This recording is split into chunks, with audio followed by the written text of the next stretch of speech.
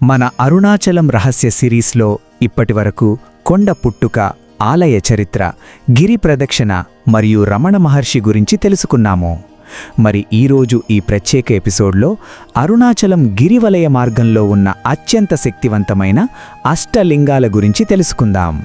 ఈ 8 లింగాలను ఎవరు ప్రతిష్ఠించారు, వాటి వెనుక ఉన్న ఆధ్యాత్మిక రహస్యం ఏమిటి, ఏ లింగాన్ని దర్శిస్తే ఎలాంటి ఫలితం వస్తుంది, ఈరోజు ఈ వీడియోలో వివరంగా తెలుసుకుందాం. అరుణాచల కొండ చుట్టూ చేసే 14 కిలోమీటర్ల గిరి ప్రదక్షిణ మార్గంలో 8 దిక్కులకు అధిపతులైన అష్టదిక్పాలకులు ప్రత్యేకంగా ప్రతిష్ఠించి పూజించిన 8 శివలింగాలున్నాయి. వీటినే మనం అష్టలింగాలు అంటాం. ఈ 8 లింగాలను ఒక్కో దిక్పాలకుడు ఒక్కో నిర్దిష్టమైన ప్రయోజనం కోసం ప్రత్యేకమైన శక్తులతో ఆరాధించారు.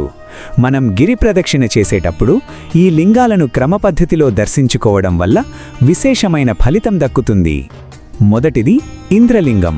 తూర్పు దిక్కున ఉండే దీన్ని దేవతల రాజు ఇంద్రుడు ప్రతిష్ఠించాడు. దీన్ని దర్శిస్తే కీర్తి, ప్రతిష్టలు కలుగుతాయి. రెండోది అగ్నిలింగం. ఆగ్నేయ మూలన అగ్నిదేవుడు దీన్ని ప్రతిష్ఠించి శారీరక శక్తిని, ఆరోగ్యాన్ని పొందాడు. మూడోది యమలింగం. దక్షిణ దిక్కున ధర్మరాజు ప్రతిష్ఠించిన ఈ లింగం ఆయురారోగ్యాలను, మరణ భయాన్ని తొలగిస్తుంది. నాలుగోది నిరుతిలింగం.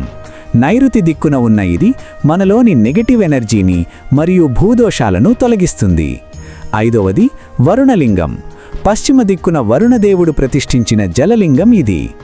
ఆరోది వాయులింగం. వాయువు దిక్కున గాలికి అధిపతి అయిన వాయుదేవుడు దీన్ని ఆరాధించాడు. ఏడోది కుబేరలింగం. ఉత్తర దిక్కున ధనానికి అధిపతి అయిన కుబేరుడు దీన్ని ప్రతిష్ఠించాడు. దీన్ని పూజిస్తే ఆర్థిక సమస్యలు తొలగిపోయి సంపద చేకూరుతుంది. చివరిది ఈశాన్యలింగం. ఈశాన్య దిక్కున సాక్షాత్తు శివుని స్వరూపంగా వెలిసిన ఈ లింగం భక్తులకు పరిపూర్ణమైన మోక్షాన్ని ప్రసాదిస్తుంది. ఈ 8 లింగాలను దర్శించుకుంటూ గిరి ప్రదక్షిణ పూర్తి చేయడమంటే సృష్టిలోని సమస్త శక్తులను మనలో ఆవాహం చేసుకున్నట్లే.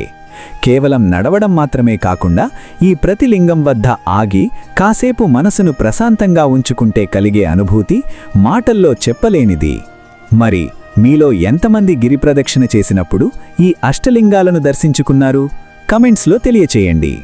ఈ వీడియో మీకు నచ్చితే తప్పకుండా లైక్ చేయండి, మీ ఫ్రెండ్స్కి షేర్ చేయండి. మరియు ఇలాంటి మరిన్ని ఆసక్తికరమైన ఆధ్యాత్మిక విషయాల కోసం మన ఛానల్కి సబ్స్క్రైబ్ చేసుకోండి. ఓం నమః శివాయ.